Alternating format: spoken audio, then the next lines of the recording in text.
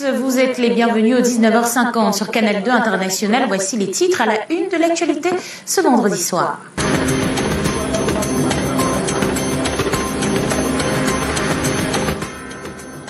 Les chefs d'État de la CEMAC manifestement prêts à réécrire les accords monétaires avec la France. La résolution numéro 7 du sommet extraordinaire de Yaoundé laisse l'envisager fortement. À suivre dans ce 19h50 la déclaration du président de la commission de la CEMAC à ce sujet. Double scrutin du 9 février 2020 vers un autre clash au sein de l'UPC. L'Union des populations du Cameroun est divisée, deux factions, deux commissions nationales prêtes à investir les candidats. Les détails dans la page spéciale législative et municipale de votre journal. Son corps repose dans le froid d'une morgue de la capitale Yaoundé. À 18 ans seulement, Gob Assina, jeune élève, a été poignardé à mort sur le chemin de l'école. Qui sont les coupables? Quel est le motif de ce meurtre? Autant de questions que se pose la famille éplorée.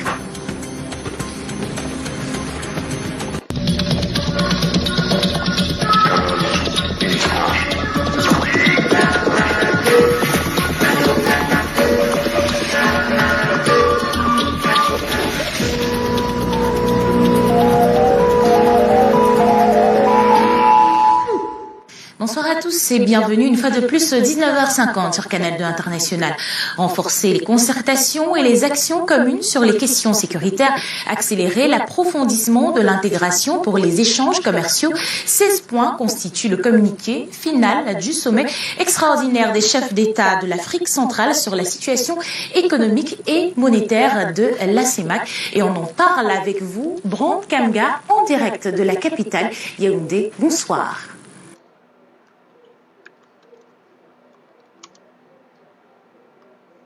Monsieur, bonsoir. Vous l'avez dit, Yaoundé a abrité ce jour même le sommet extraordinaire de chefs d'État de la communauté économique et monétaire de l'Afrique centrale. 5 présidents des 6 pays ont répondu présents à ce grand rendez-vous, présidé donc par le président de la commission, par le président en exercice de la CEMAC, Paul Biya. Plusieurs interventions, notamment à l'ouverture et à la fermeture de ce sommet extraordinaire. Paul Biya salue les bons points de la performance économique de la sous-région Afrique centrale.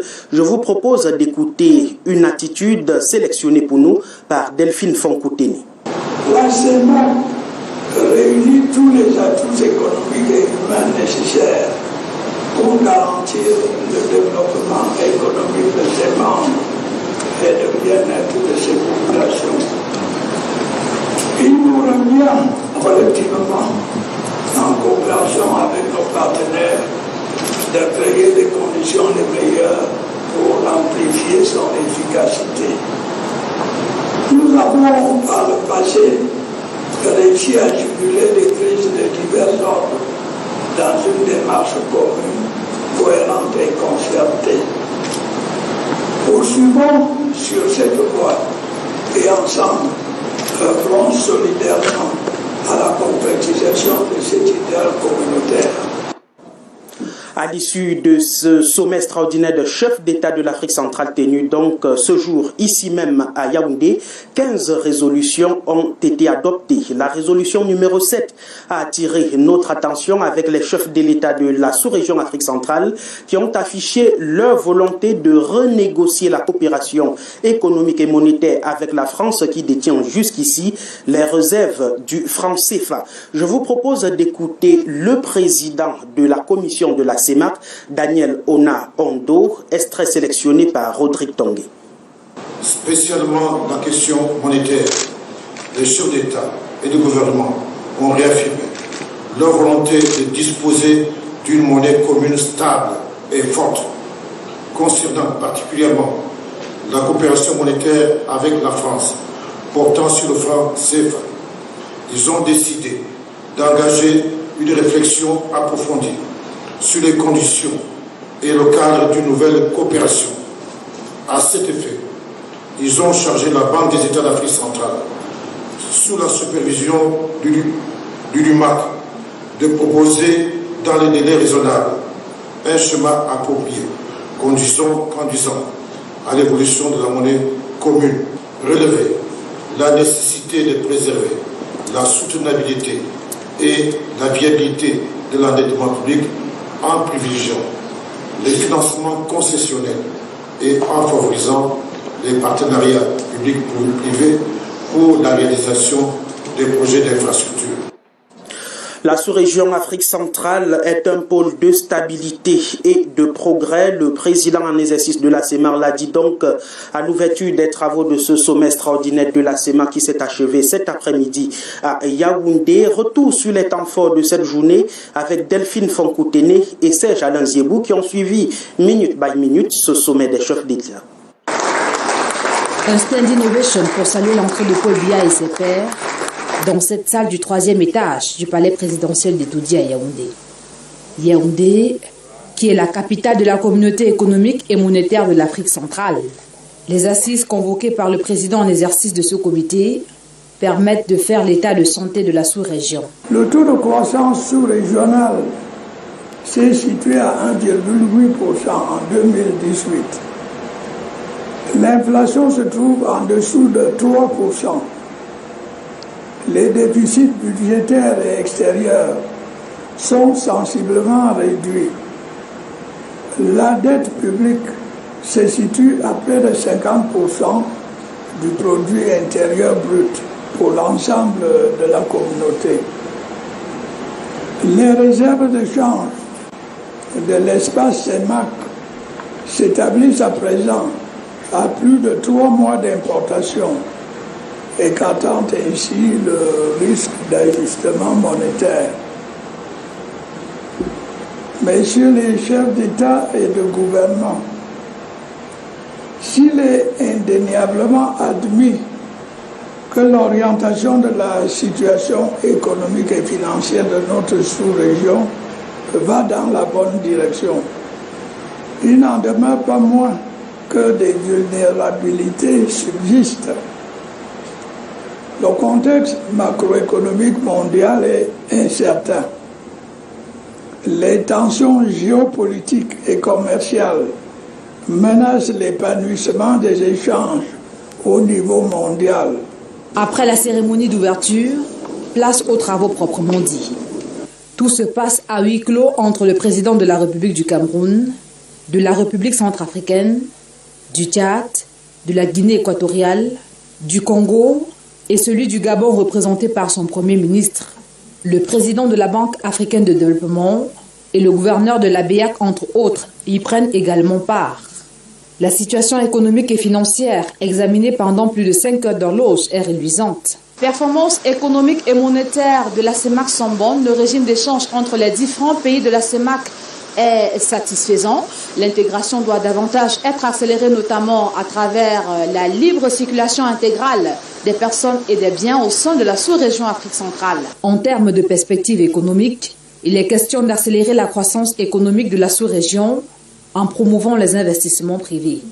Des mesures qui permettront d'améliorer les conditions de vie des populations, en l'occurrence celles des jeunes en quête d'emploi.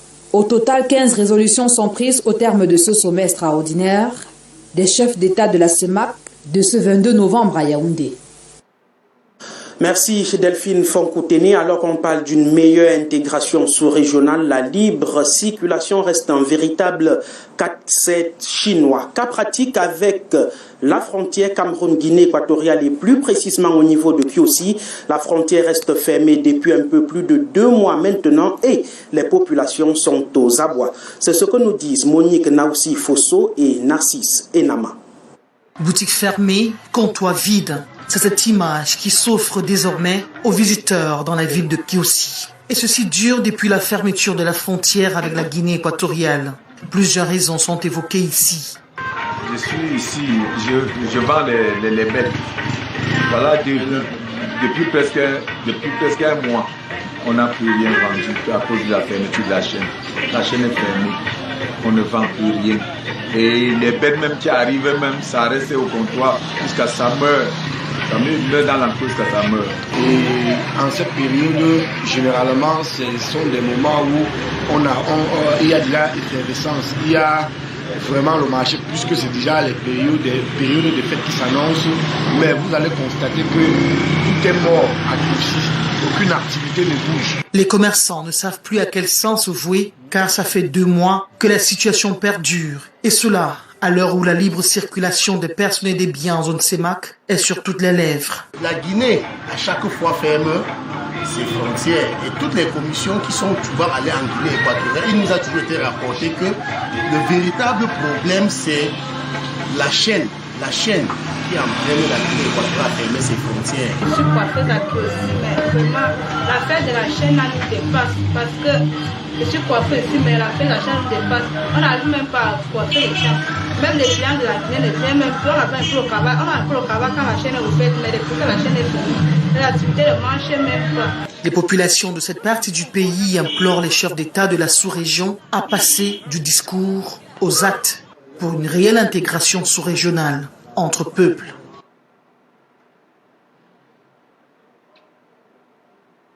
L'Afrique en miniature a donc accueilli ce jour même, ici à Yaoundé, ce sommet extraordinaire des chefs d'État de la sous-région Afrique centrale. Occasion pour Yvonne Katiken de nous présenter la carte postale de ce pays, poumon économique de la sous-région Afrique centrale. Reportage. C'est une destination encore prisée. Le Cameroun, pays du centre de l'Afrique, est une république qui compte plus de 25 millions d'habitants. Selon les chiffres du dernier recensement en 2008, le pays s'étend sur 475 000 km² et se trouve entre le Nigeria au nord-ouest, le Tchad au nord, la RCA à l'est, la Guinée équatoriale et le Gabon au sud, la République du Congo au sud-est. Le Cameroun est l'un des rares pays qui s'étendent de l'Atlantique jusqu'au portique du désert, en passant par les régions montagneuses, la forêt, la savane. C'est une singularité dans la sous-région. Cette pluralité du Cameroun, si elle implique une fragilité, justifie aussi la richesse potentielle du pays et lui donne une position géopolitique stratégique parmi les États de la sous-région. Le Cameroun, c'est environ 230 ethnies et langues, une pluralité singulière qui fait la force d'un pays à qui la nature a gracieusement offert un sol fertile et un sous-sol de plus en plus objet de convoitise. Pays producteur de pétrole depuis 1977, au-delà de l'exportation du pétrole, le Cameroun a entrepris de gérer rationnellement ses gisements pétroliers. L'économie du Cameroun, quant à elle, est la plus diversifiée de la sous-région. Ses ressources agricoles, forestières, minières devraient préserver les populations de la misère, même si les infrastructures routières et de transport ne correspondent pas aux besoins des populations. Outre les potentialités que nous venons de citer, le Cameroun a été propulsé au devant de la scène internationale grâce au talent de ses footballeurs, rassemblés au sein de l'équipe nationale baptisée Lions Indomptables, dont les figures de proue restent Roger Mila, Joseph-Antoine Bell, Samuel Eto'o et tous les autres. Le Cameroun, cet havre de paix, est devenu un îlot où se succèdent les crises sociales et sécuritaires. La situation reste préoccupante, mais la vision du Cameroun en 2035 intègre un ensemble d'objectifs qui devraient, à terme, permettre au pays de Paul Biya d'arpenter la marche vers l'émergence.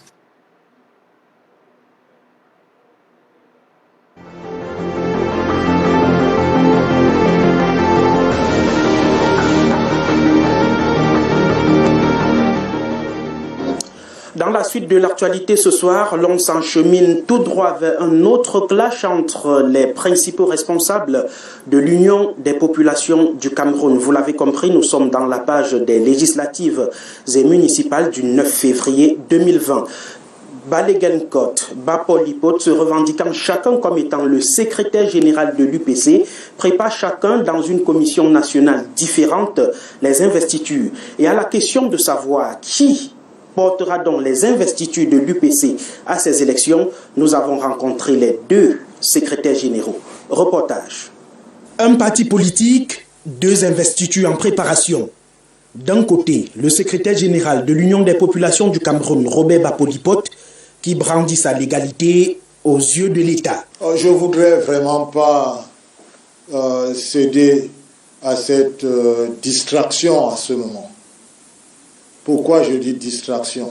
L'administration camerounaise reconnaît une personne, honorable Bapolipot Robert, comme secrétaire général de l'UPC. Secrétaire général légal, Balegan Code de son côté se dit secrétaire général légitime. Celui qui investit, c'est celui que les militants ont choisi. On ne peut pas faire autrement. On ne regarde pas toutes ces choses-là. Ce n'est pas l'administration qui fait un parti politique. Mais le parti, c'est les militants. Rentrez vraiment dans votre télévision et faites en sorte que les gens sachent qu'un parti politique, c'est les membres qu'on appelle les militants. Et les militants choisissent leurs dirigeants. Et quand il y a les élections, c'est le dirigeant qui a choisi, qui investit les listes. Canal 2 International a d'ailleurs été sommé par voie d'huissier de justice de ne plus recevoir Bapoli Pot sur son plateau sous la casquette de secrétaire général de l'UPC. À l'évocation de la légitimité sur la base du choix des militants, le légaliste perd son sang-froid. Je ne savais pas que vous êtes là dans une stratégie de déstabilisation de l'UPC. Ce n'est pas le débat qui compte au moment où je vous parle dans l'UPC. Le débat aujourd'hui, c'est d'organiser la participation de l'UPC aux élections municipales et législatives. Plusieurs documents reconnaissant la légalité de ce dernier, depuis le président de la République en passant par plusieurs membres du gouvernement, sont brandis, y compris une récente lettre en réponse du Premier ministre, dont le camp d'en face doute de l'authenticité. Au finish, chaque secrétaire général prépare les investitures de son côté. Balegan Kot a le QG de sa commission nationale à Nomayos et Bapoli Pot à l'hôtel des députés de Yaoundé. Et il y a le conseil constitutionnel là, il y a le conseil électoral à l'ECAM. On va voir ce que ça donne. Moi je dis, nous. Ceux qui ont pris l'initiative d'engager un tel débat, ces derniers veulent porter un coup mortel à l'UPC et ne sont pas des UPCistes. Les débats sont ouverts et l'on est bien parti pour un contentieux préélectoral UPC contre UPC. La course contre la montre est donc lancée avec les dossiers de candidature qui devraient être déposés au plus tard mardi prochain. Parmi les pièces exigibles, et on en reparle ce soir, il y a le statut fiscal des postulants qui cristallise les attentions. Patrick Christian Dobo s'y est penché. Les titres 5 et 6 du Code électoral déclinent les éléments constitutifs du dossier de candidature pour les scrutins législatifs et municipaux.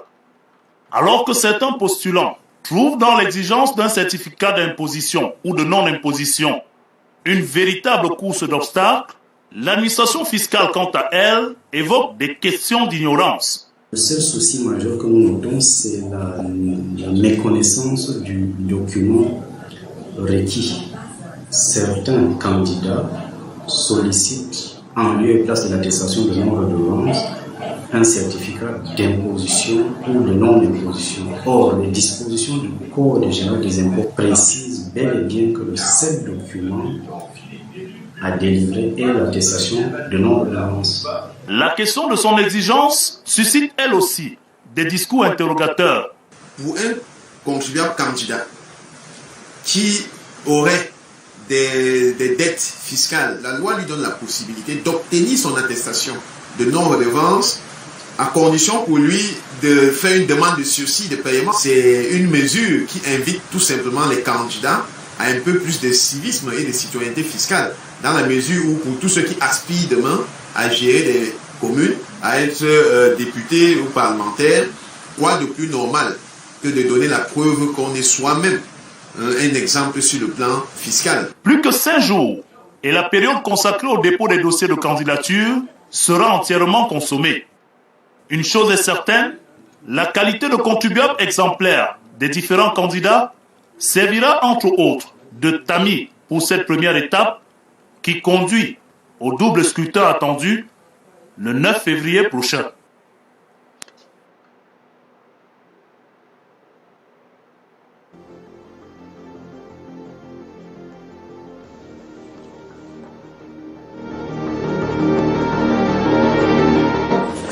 Dans la suite du 1950, elle avait à peine 18 ans, désirant suivre ses études académiques dans la discipline et la rigueur. Malheureusement, la jeune Go Bassina, puisqu'il s'agit d'elle, a été froidement arrachée à la vie très tôt ce matin, alors qu'elle se rendait à l'université de Yaoundé 2 Soa.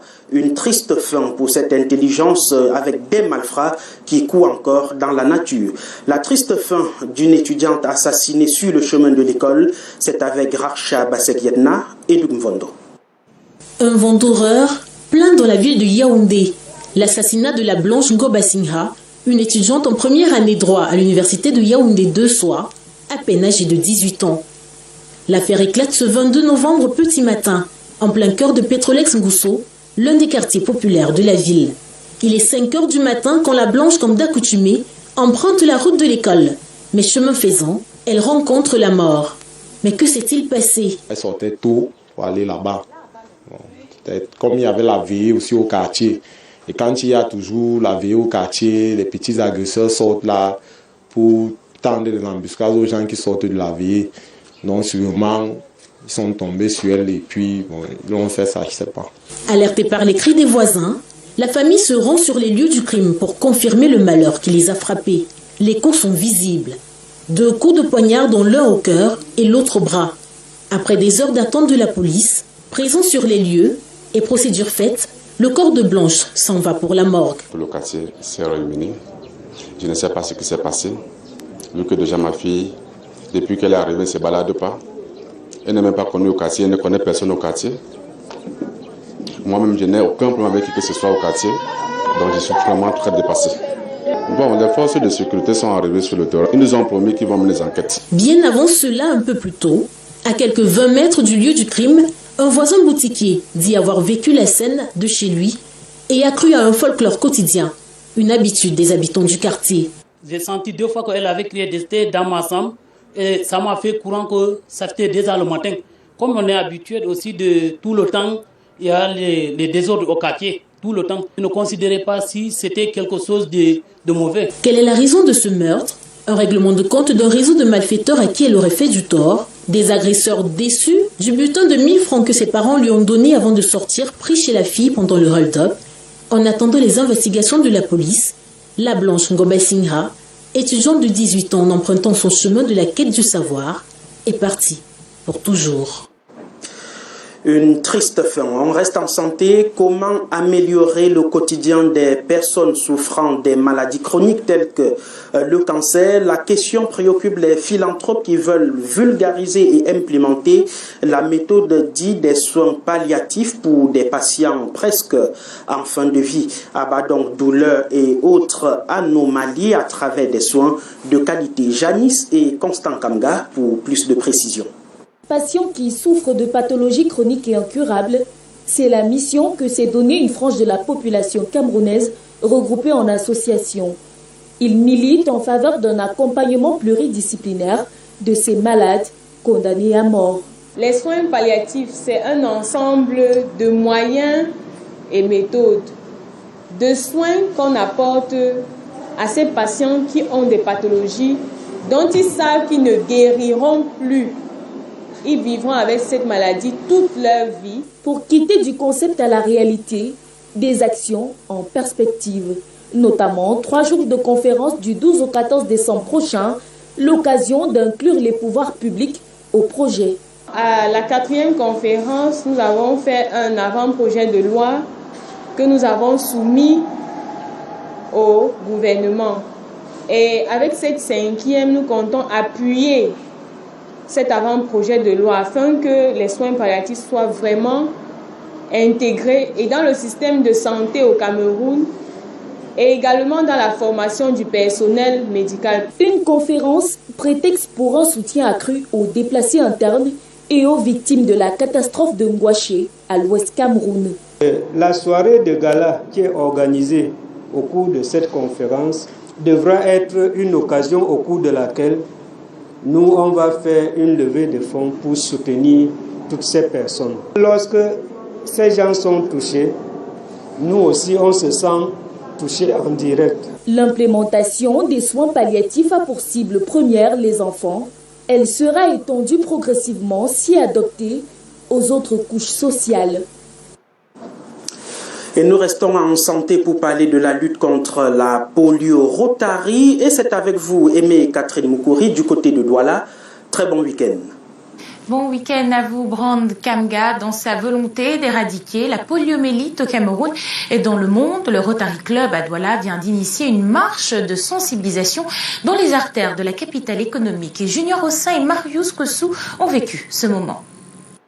Dans un communiqué publié le mercredi 29 mai 2019, le ministère de la Santé publique au Cameroun confirme un cas de polio recensé dans la région de l'extrême nord. Une situation inquiétante pour l'ensemble du territoire national. Pour vaincre ainsi la maladie, les clubs Rotary de Douala du district 9150 ont organisé le 3 novembre dernier une marche sportive de sensibilisation à l'occasion de la journée mondiale de lutte contre la poliomyélite. Aujourd'hui, nous avons éradiqué à hauteur de 99% de maladies. Donc, nous sommes dans un programme international et le Cameroun est inclus dans ce programme qui fait donc que nous voulons sensibiliser les populations. Nous l'avons fait l'année dernière, les années précédentes et nous allons continuer les années à venir à faire. Plus de 200 personnes de tout âge habillées en t-shirt End Polio Now, composées des membres des clubs Rotary et de nombreux sportifs,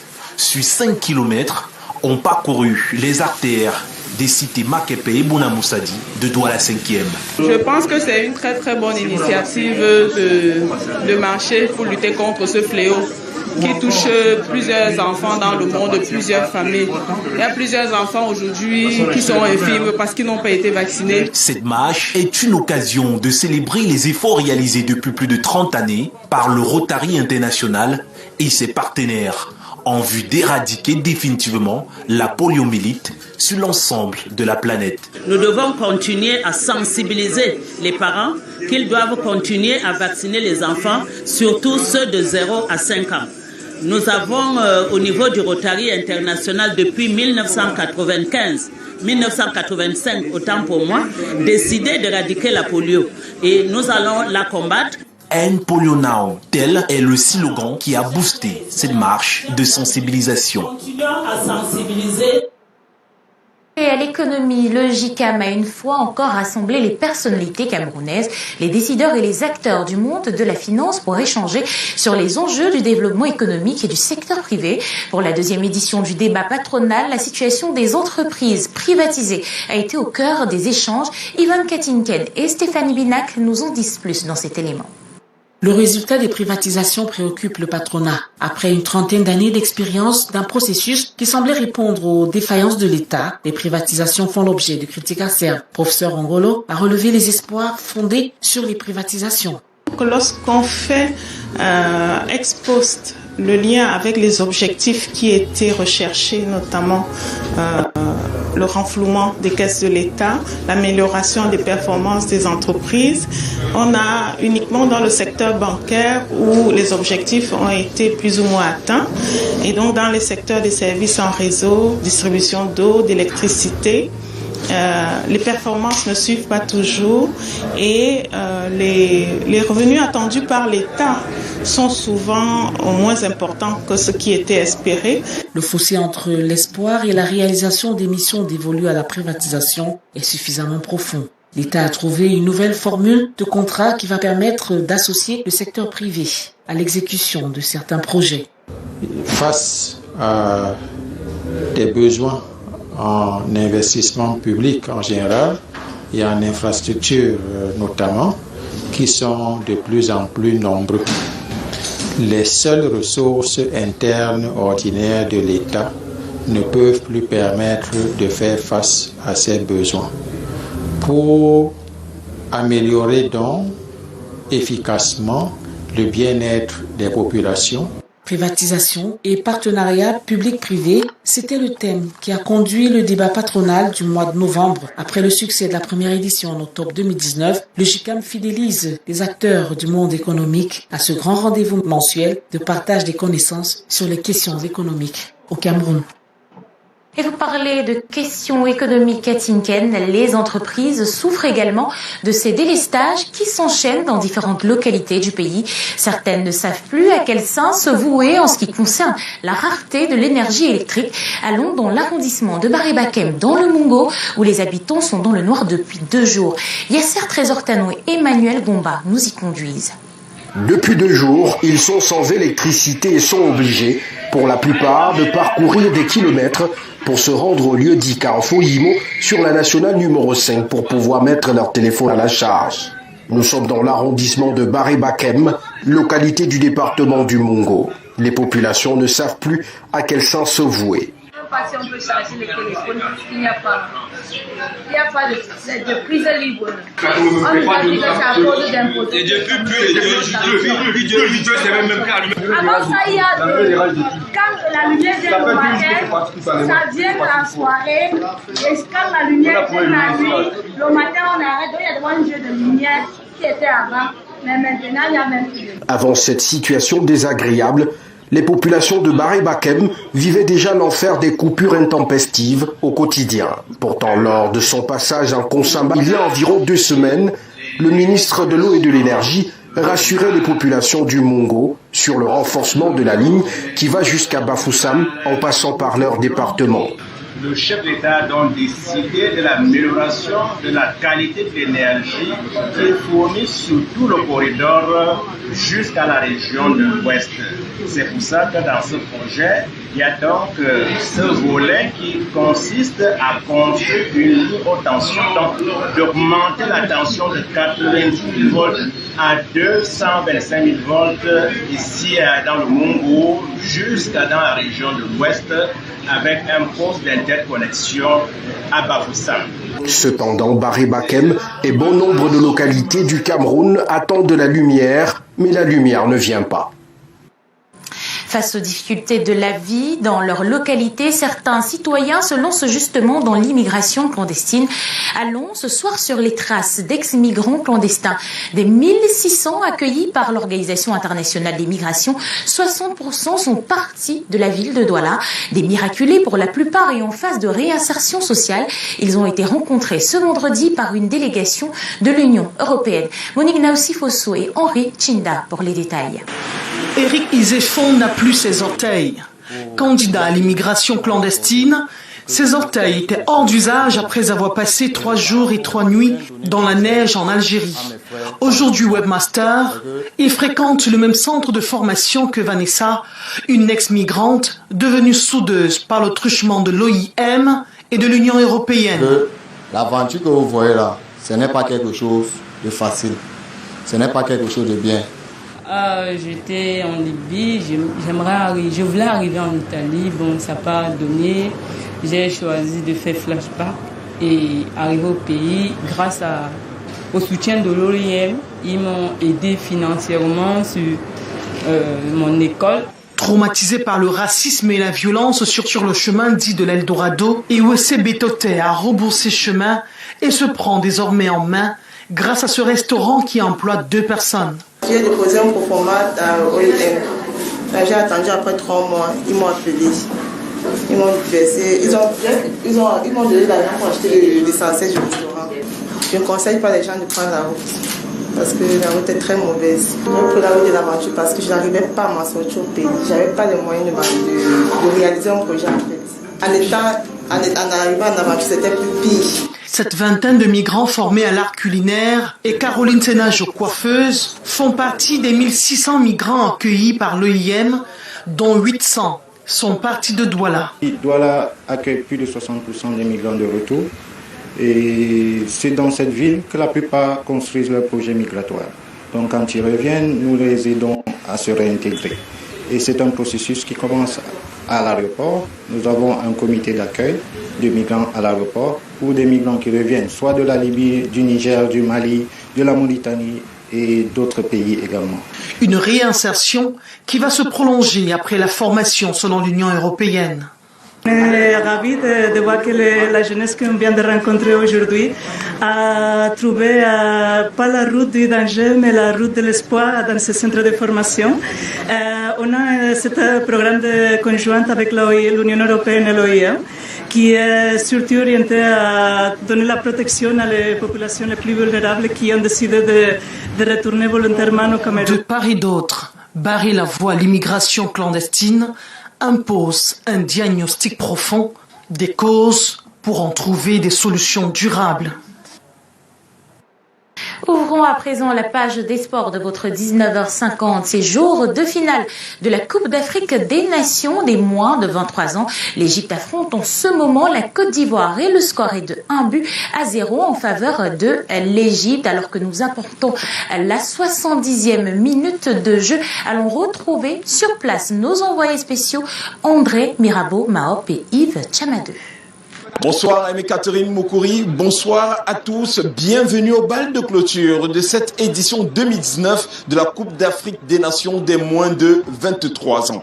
Show d'explication en ce moment entre l'Égypte et la Côte d'Ivoire dans un stade international du Caire, archi comble. Mais juste avant, l'Afrique du Sud a décroché le dernier ticket qualificatif pour Tokyo 2020 en dominant le Ghana lors de la petite finale. Habib Mohamed ouvre le score dès la 15e minute contre son camp. Mensa égalise dès la reprise d'une superbe frappe. À la 62e minute, Kobamelo Malatsi redonne l'avantage à la nation arc-en-ciel. À 5 minutes du terme, Gaïba remet les pendules à l'heure. Et c'est finalement au tir au but, au bout du suspense, que l'Afrique du Sud s'impose et décroche le 3e ticket qualificatif pour les Jeux Olympiques. Et juste après, une cérémonie de clôture, certes brève et sobre, mais très illuminée, un feu d'artifice géant de près de 3 minutes a donné le ton de cette finale entre le pays hôte et des éléphantos très surprenants autour de cette compétition. Yves Chamadeu, bonsoir. Bonsoir Demi Raboy, bonsoir à tous. L'Égypte évolue devant son public après 4 victoires d'affilée. Est-ce qu'on peut surprendre ce pays hôte ? On peut surprendre parce qu'on parle de football et parce que le football n'est pas une science exacte. Donc, une victoire ivoirienne est possible. C'est une équipe qui a des qualités, c'est une équipe qui a quelque chose à faire valoir. Maintenant, d'être à la hauteur psychologiquement. Vous savez, Mirabeau, pour la petite histoire, c'est un remake de 2006 lors de la finale ici à Coupe d'Afrique des Nations où cette équipe égyptienne était venue à bout de l'équipe ivoirienne au tir au but. Mais là, c'était les seniors. C'est une équipe qui a des qualités et la Côte d'Ivoire doit être à la hauteur psychologique et mentale de cette rencontre pour aller chercher cette victoire. Mais on a vu dès les premières minutes, les Pharaons ont sauté au cou des éléphantos. Oui, bien sûr, comme à l'accoutumée, vous savez, c'est une équipe égyptienne qui, d'entame de la rencontre, essaye de mettre la pression, essaye de faire douter l'adversaire, de faire paniquer l'adversaire, parce que là, elle sait qu'elle est soutenue, elle sait qu'elle a tout son peuple derrière elle, ça fait que l'adversaire souterrain peut paniquer. Il faut une équipe ivoirienne capable d'être sereine, d'être consciente et de faire douter aussi l'équipe égyptienne, parce que si ce doute existe, on sait bien que cette équipe égyptienne est un peu frileuse psychologiquement aussi. Encore quelques minutes avant d'avoir le nom du vainqueur de cette 3e édition de la Coupe d'Afrique des Nations des moins de 23 ans. Cairo, André Mirabeau Mahop, Yves Chamadeu pour Canada International. Merci à vous, messieurs. Au plaisir de vous revoir très bientôt. Malheureusement, vous n'avez pas à vous presser car l'Annual Show 20 est reporté pour une date ultérieure. L'événement de mode qui devait se tenir ce 30 novembre 2019 au St. John Plaza de Douala vient d'être repoussé par le comité d'organisation. Motif, le promoteur a été frappé par un malheur. Junior Ossin nous apporte les précisions dans cet élément.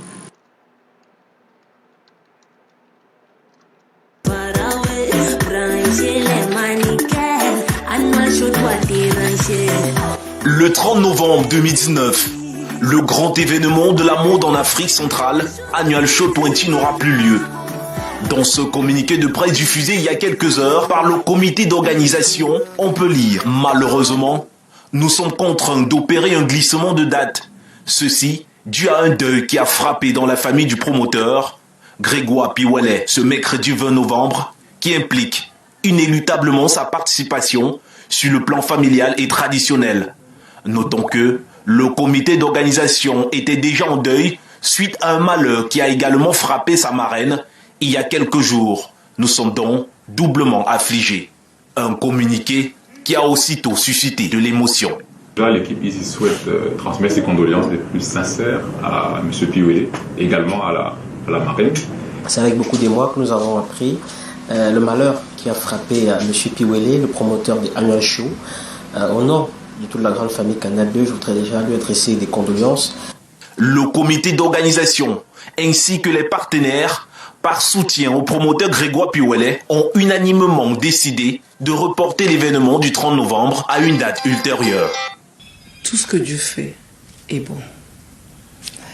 Et la maison qui a deuil n'est pas une maison de réjouissance. La maison qui a deuil n'est pas une maison où on danse. C'est le cœur assez meurtri, nous sommes tous, comité d'organisation, peinés, mais doublement. Au-delà de l'événement, qui n'est certes les 20 ans, mais qu'un événement, toute notre compassion va aux familles endeuillées qui sont celles de notre promoteur, M. Grégoire Piwele, qui a eu un deuil qui le touche en tant qu'homme, en tant qu'héritier d'une famille, chef d'une cour, d'une famille proche du roi, et notre marraine, qui déjà avait été touchée 48 heures avant. Et nous savons que quand le ciel murmure à vos oreilles, si vous vous entêtez, il va finir par vous rappeler à l'ordre en criant dans votre oreille. En ce moment, nous sommes à un moment de recueillement, attendant les deuils, le Anya Show, c'est partie remise. Dans cet élan de solidarité, les nombreux partenaires, à l'instar de Canal 2 International, Easy Group ou encore Mahaza, ont réaffirmé leur accompagnement. Je voudrais également rassurer l'équipe d'organisation du ANHO de ce que Canal 2 continue à leur faire confiance. Canal 2 reste le partenaire média officiel de cet événement.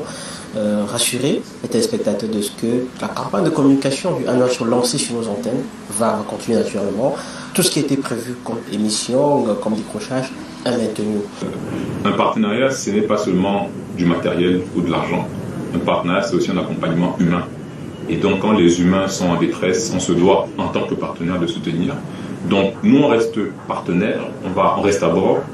Et on appelle tous les Camerounais, les fans de la mode, parce que 20 ans, c'est pas 20 jours. Donc, il faut rester à bord pour célébrer le moment venu, cet événement-là. Côté artistique, le cap est maintenu malgré la douleur perçante. C'est à Mahaza, dans cet institut de beauté du côté de Bonapriso à Douala, que nous obtenons l'information.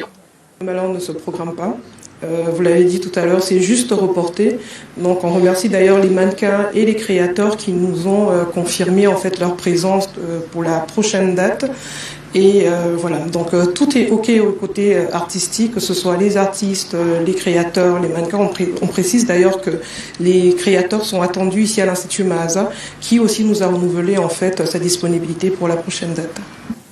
Le comité d'organisation tient également à rassurer le public que la prochaine échéance, qui se précisera dans un futur proche, sera tout autant splendide. Pour être tout à fait complet sur l'actualité, je vous propose Le Monde en bref, signé de nos confrères de BBC. Week-end d'élection présidentielle en Guinée-Bissau, et ce malgré des semaines de protestations violentes, une tentative présumée de coup d'État et l'émergence de deux premiers ministres concurrents. Le président, José Mario Vaz, premier président démocratiquement élu à terminer son mandat, se porte candidat à sa réélection et fait face à 11 autres candidats. Plus de 170 criminels présumés ont été arrêtés dans le cadre d'une opération antiterroriste conjointe entre le Ghana et le Togo. Plus d'une centaine d'armes illégales ont également été saisies. L'opération Kundanglu 3 est encore en cours à la frontière et lutte également contre l'extraction illégale de ressources ou le trafic de drogue. Et fin de la grève des salariés de South African Airways. Après 8 jours de lutte ouvrière, les salariés ont finalement accepté une augmentation de 5,9% de leur salaire. Cette paralysie a toutefois coûté à la compagnie sud-africaine plus de 3,5 milliards de dollars en compensation et jette donc un doute sur l'avenir de South African Airways. C'est la fin de cette édition du 19h50. Merci à vous de l'avoir suivi. Je vous souhaite un excellent week-end en compagnie des programmes de Canal 2 International. Bonsoir à tous.